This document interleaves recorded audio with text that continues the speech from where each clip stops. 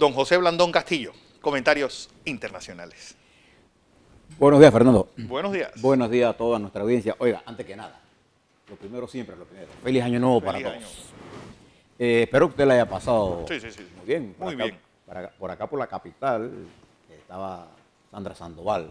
Así que los que se divirtieron y no estaban tuiteando. Amargándose. Necedades. Y también para ellos, feliz año nuevo. Claro. Feliz año nuevo para todos.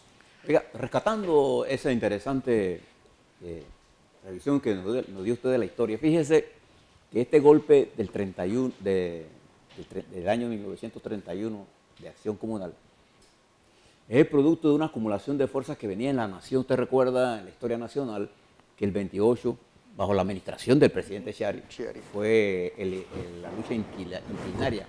Y de allí se dio una acumulación social que vino a ser parte de lo que fue el 31 y que va a dar nacimiento a una nueva correlación de fuerzas políticas con la entrada al escenario de diversas personalidades provenientes de sectores tradicionalmente oligárquicos, pero mucho mejor preparados intelectualmente, y del nacimiento de una clase media y una intelectualidad política muy interesante. Y lo interesante de esto es que los famosos ciclos de 20 años que se dan entre la separación de Panamá de Colombia y este ciclo ya agotado en 1931. Este ciclo se mantendría hasta pues, el derrocamiento de Arnulfo en el año 51 y el asesinato de Remón 4 años después. Y el ciclo se termina en 1968. Y este periodo nos llevará a la primera revisión de los tratados del Canal de Panamá, bajo la administración de ese gran presidente Arias Madrid.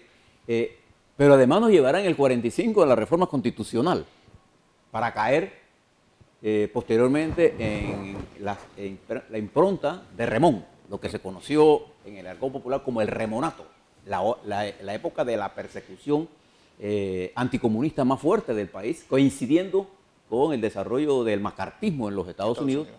Y le tocó esto porque dentro del asesinato de Remón, una de las figuras controversiales de ese escenario que se montó allí, un escenario que puso también de manifiesto la intelectualidad de los abogados de esa época, ¿no? Eso se transmitió por radio, porque antes no había televisión. Y creo que fue el acontecimiento de mayor audiencia en todo el país. Muy bien. Porque tendríamos a abogados como Felipe Juan Escobar, Márquez Briceño, Rómulo Escobar Betancourt también estuvo allí.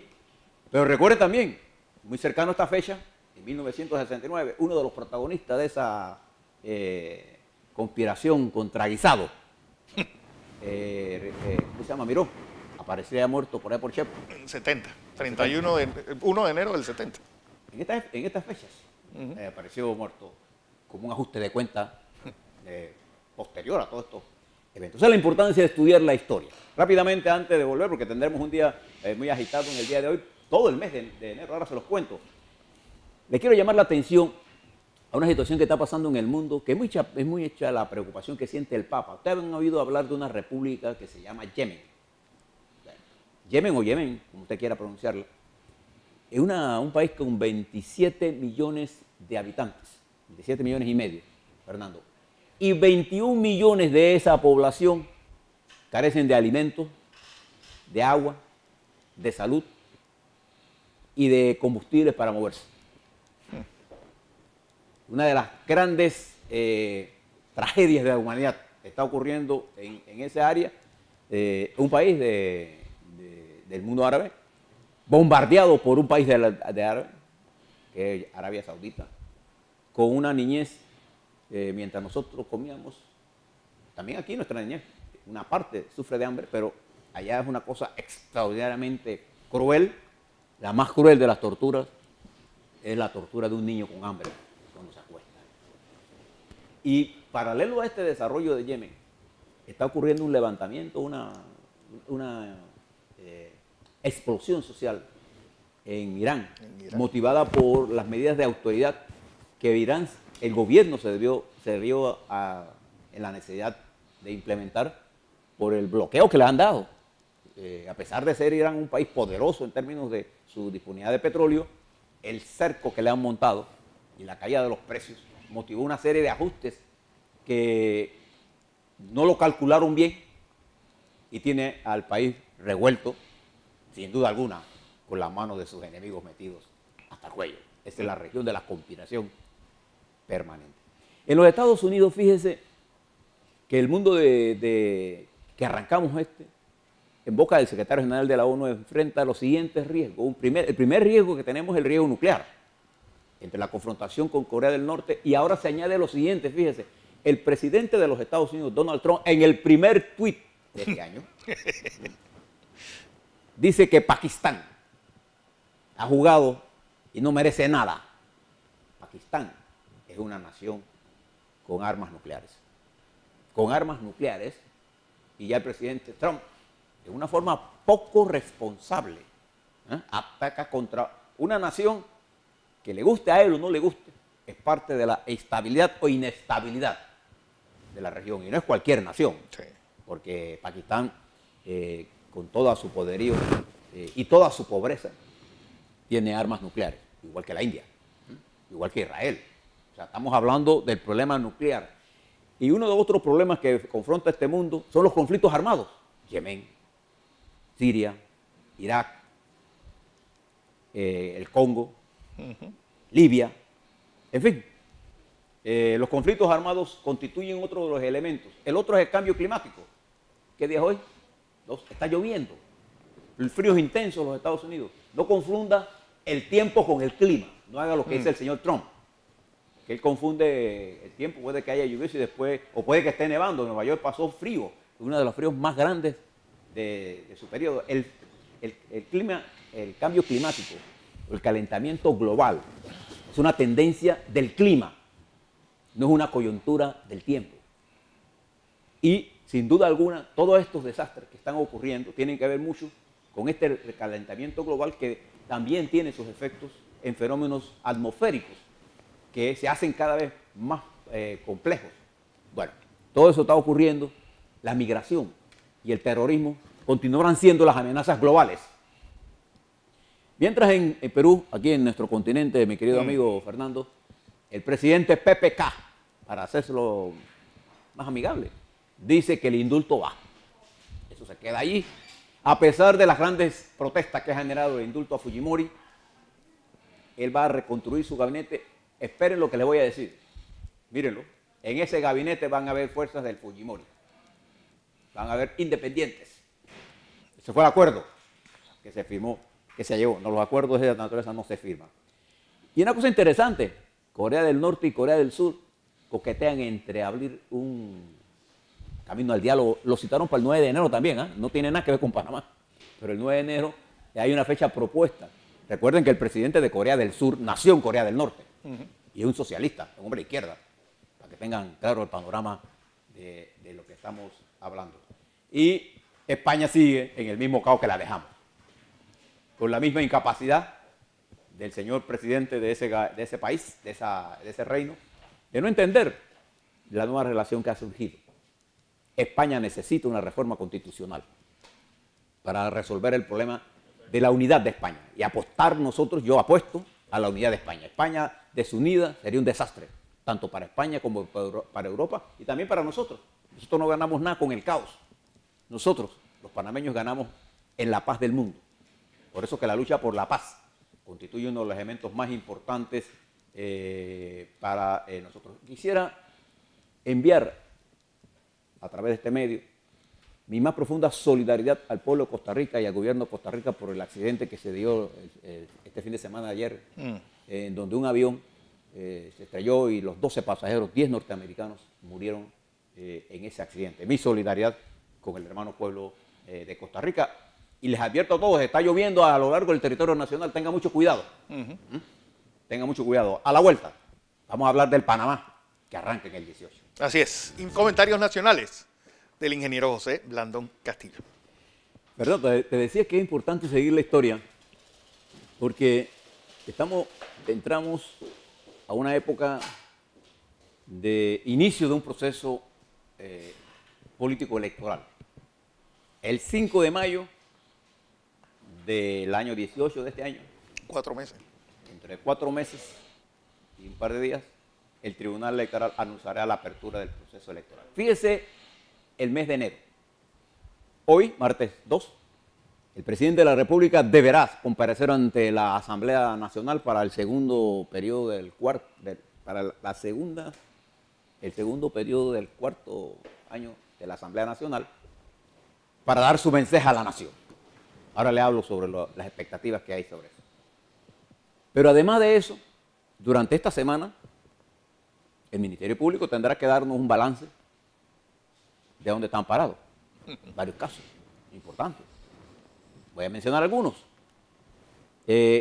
¿Cuál va a ser el destino del caso de Brecht? Si no hay extensión del plazo. Y si hay, ¿cuál será el destino? ¿En qué quedó la investigación de Blue Apple? Si hay o no resultados. ¿En qué quedó todas las investigaciones de los papeles de Panamá? Porque el señor Fonseca Mora tiene el derecho a no estar indefinidamente investigado. También hay una serie de investigaciones en procesos de los cuales no conocemos y cuyas desarrollo de auditorías son un desastre, que tiene que ver más con la calidad de la Contraloría que con el resultado del Ministerio Público. Hay un montón de cosas de esas que tenemos que conocer. Bueno, eso lo vamos a saber en los próximos días. Ese es parte.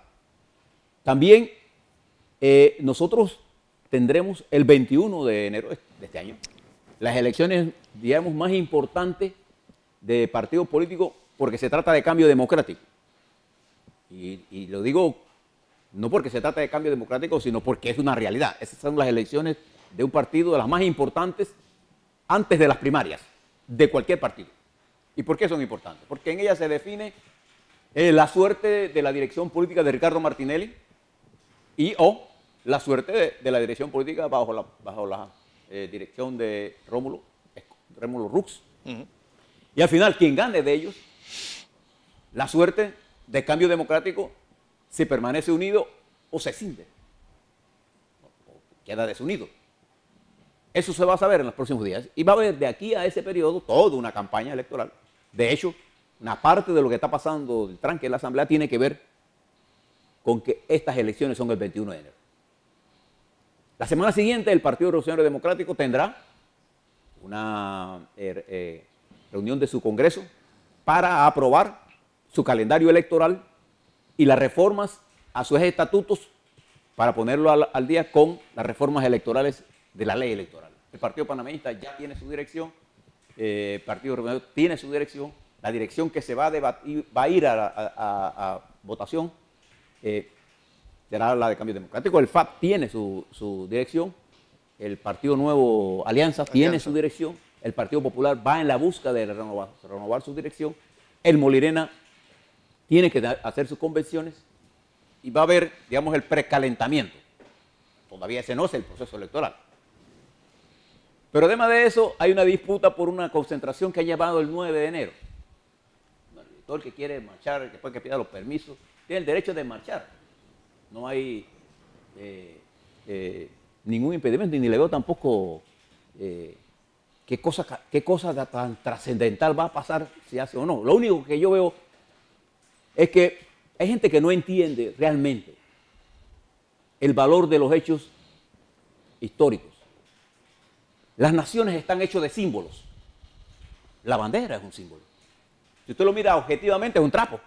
Pero si usted lo mira bajo el término de lo que es un símbolo, la bandera entonces se convierte en algo de respeto, en algo en la que uno lo lleva como parte importante de la nacionalidad.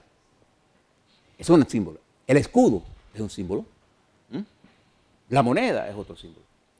El 9 de enero es un símbolo de la lucha anticolonial. El verdadero punto de inflexión de la... Y allí se produce precisamente lo que señala Fernando. Ahí se acaba el periodo de negociaciones y de revisionistas para pasar al periodo de la abolición de los tratados, que dio paso a lo que hoy tenemos en un proceso de consolidación, que es la independencia, la salida del colonialismo. Hay gente que no entiende de esto porque no comprende cómo se construye una nación. Entonces han utilizado esto y han quedado en una batalla campal que no se trata de una lucha ideológica, se trata de mirar la corrupción en una forma muy parcializada. Por ejemplo, ¿por qué no amplían la marcha para hacerla consona con el periodo histórico si lo quieren hacer? A la lucha por la consolidación del Estado Nacional, a la lucha contra los intereses internacionales que intentan suprimir nuestra plataforma de servicio, o en la lucha contra la corrupción global, que entre ellas lleva intrínseca, por ejemplo, la práctica empresarial de no pagar seguro a los trabajadores de nuestra patria, o la lucha contra la pobreza. ¿Usted quiere ver corrupción más grande que poder un país con la riqueza que tiene Panamá y que todavía haya miles y decenas de miles de niños que se acuesten con pobreza, Fernando? ¿Por qué no la ampliamos a eso? No, la queremos dedicar a una cosa cuyo único interés es la figuración, no es la lucha por la patria. El 9 de enero se inscribe en la nación panameña como una especie de jalón de la historia. Es como querer hacer Navidad el 3 de noviembre o carnavales el 4 de noviembre. Es lo mismo. Hay gente que no entiende esto, porque no entiende la historia, no entiende la dinámica que se genera o la dialéctica que forma la conciencia de una nación. Yo no entro a discutir ni voy a discutir esto en Twitter, ni me voy a poner a decir tonterías contra nadie. Pero me parece que debemos buscar una fecha mejor. Pero lo único fue que, en términos, porque gran parte de esto es el oportunismo. El 9 es un día libre, entonces vamos a aprovechar el día 9 para ver si movemos a alguien. No, los pueblos no actúan por líderes dirigidos por líderes falsos. Panamá tiene ahora mismo, el pueblo en general, la opinión pública, tiene una preocupación que trasciende el llamado a eso. Ahí podrá haber 1.000, 2.000, 3.000 personas. Aquí la única capacidad de convocatoria real que hay en este país la tiene Suntra. Todavía. Pero que no haya la gente a convocatoria no quiere decir que a la gente no les preocupe. Por ejemplo, ¿qué le preocupa a los panameños el 9 de enero? Por ejemplo, a la gente del campo, ¿qué les preocupa? La falta de políticas agropecuarias. La falta de políticas agropecuarias que ha llevado a la destrucción del sector agropecuario. Cuando entramos a producción, nos importan. Por ejemplo, nos falta una política para deformar la educación. Nos falta una política para reformar la Constitución de la República, de manera que podamos darle una autonomía real a la Asamblea, a la Corte, y hay un balance de poder. Porque mientras no se resuelva ese balance de poder, las marchas no tienen sentido para acusar a la corrupción de un lado nada más. Pregunto, cuando alguien compra productos vencidos para venderlos como buenos, ¿hay o no corrupción? Pregunto. Cuando alguien compra cosas baratas para vendernos las caras, cuando alguien nos da una tarjeta de crédito para cobrarnos intereses de 20%, y cuando te hace depósito se lo dan al 3%, ¿hay o no hay corrupción? Por ejemplo. Cuando nos traen productos de afuera, subsidiados allá y nos exigen a nosotros que no demos subsidios y que no demos políticas de protección a nuestro producto, ¿hay o no hay corrupción? O sea, la corrupción es intrínseca al sistema capitalista de producción. Entonces, ¿cómo se resuelve la corrupción? Con una estrategia global. Si no le hablan de eso, ¿cuáles son los principales problemas que nosotros estamos enfrentando como país ahora mismo? Primero, la identidad como nación. Por eso que usted ve, Fernando, toda esta insultadera por tweet. Además, entre ustedes está poca gente, ¿eh? Porque usted se va al interior, la gente no lo trata a uno así, aunque difieran de usted. Nosotros aprendimos a respetar. Yo no tengo ninguna preocupación que alguien difiera de mí.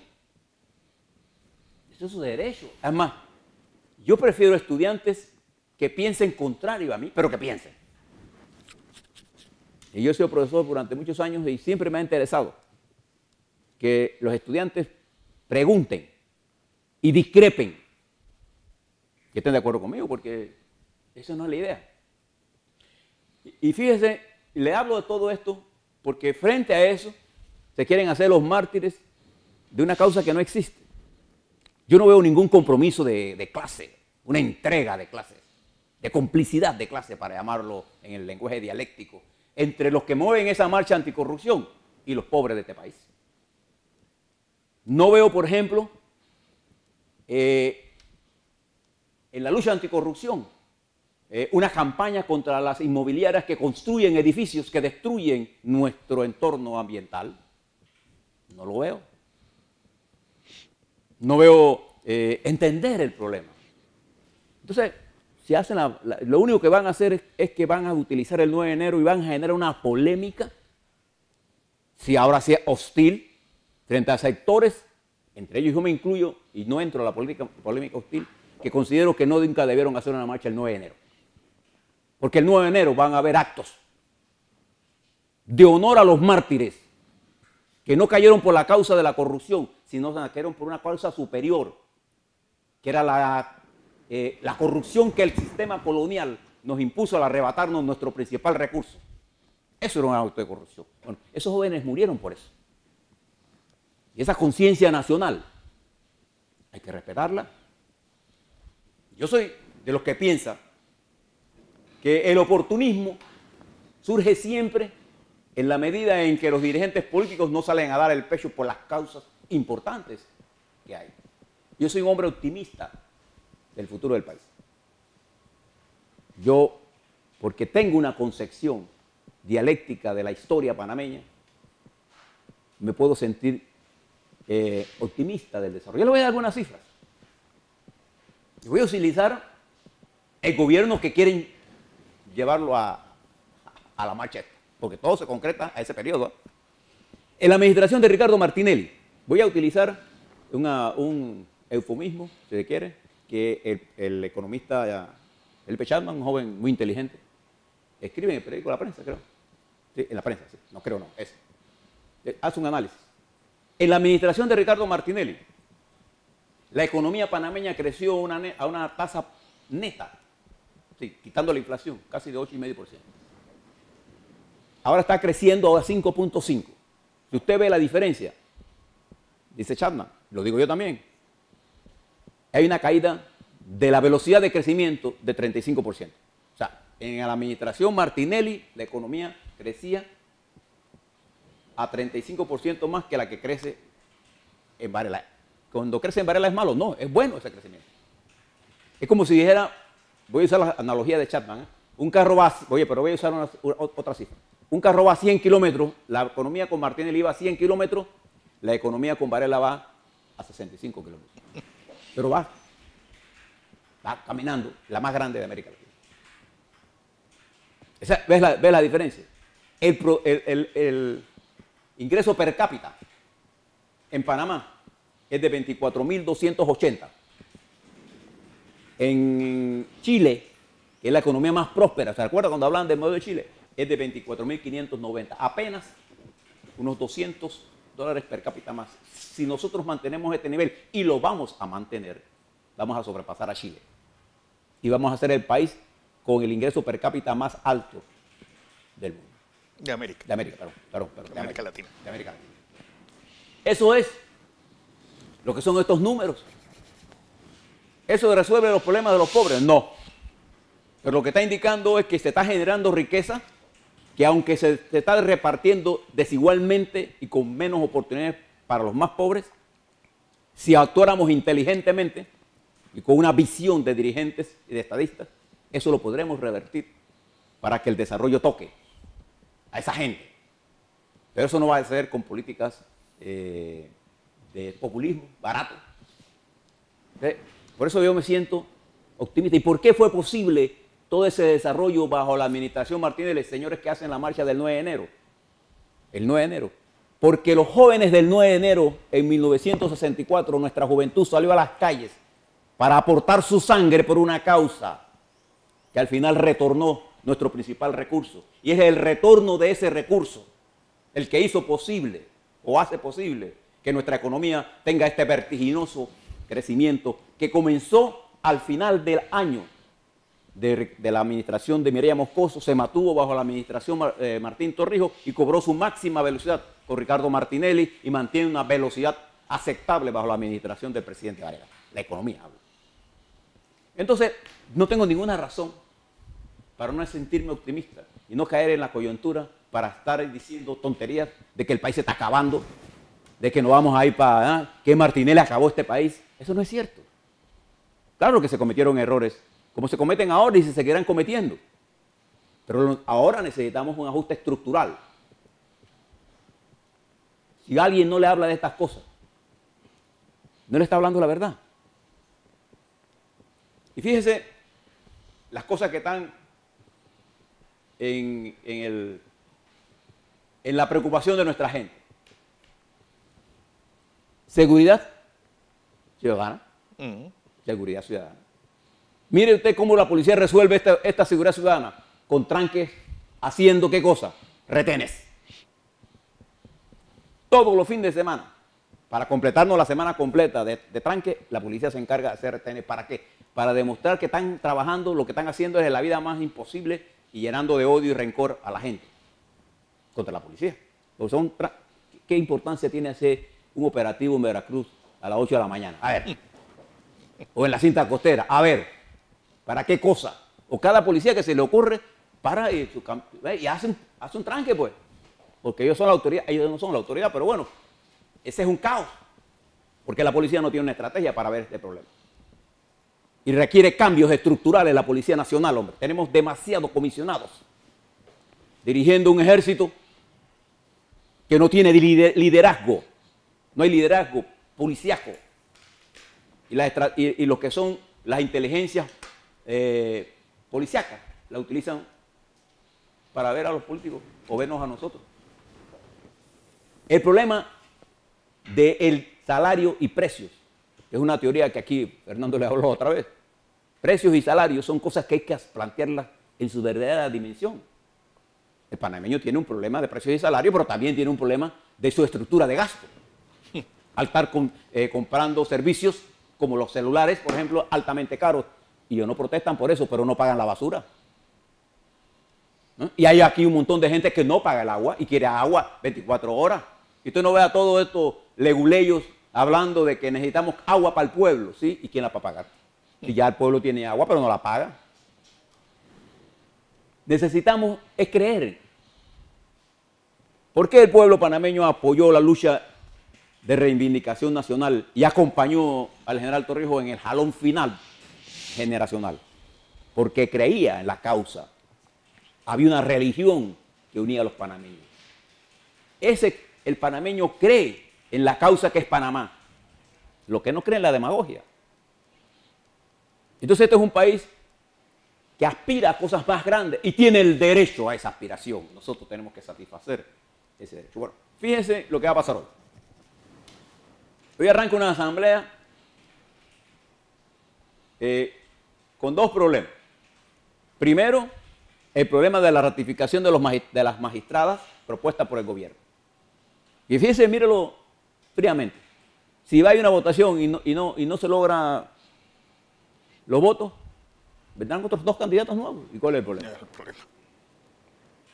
Si que tienen los votos y lo aprueban, se acabó y vamos para adelante. ¿Eso va a cambiar algo estructuralmente en el país? No. La Asamblea entonces tiene que ir pensando cómo va a bregar con el problema más importante, que es las medidas que la República de Panamá tiene que tomar en consideración legalmente, como ley, para proteger nuestra plataforma de servicios. Es decir, la ley que tiene que ver con la declaración de defraudación fiscal como delito y la ley que tiene que ver con nuestra necesidad de cooperar multilateralmente en todas las luchas de investigación contra el lavado de dinero. Tenemos que ver eso. Esa cosa es importante porque va a crear discusión. Necesitamos consensos para enfrentar la arremetida que viene de afuera. Y necesitamos estabilidad para ir al proceso de elecciones. Eso es lo que necesitamos. Pero ¿qué a cambio tenemos? Una malsana debate en Twitter, Fernando, con palabras obscenas, porque además no se insultan ellos, nos insultan a nosotros. Y el ejemplo que le estamos dando a nuestros jóvenes es que basta una acusación pública para que tú seas culpable. La justicia se está haciendo por redes. ¿Usted puede creer más peligro que ese? ¿Qué espacio no están preocupados? Ninguno de ellos está preocupado por la juventud de verdad. De nada. Si yo estoy preocupado por la juventud, me preocupo porque mi ejemplo, mi manera de mi contribución es elevar el nivel de conciencia de ese joven. Y fíjense qué vamos a esperar del presidente.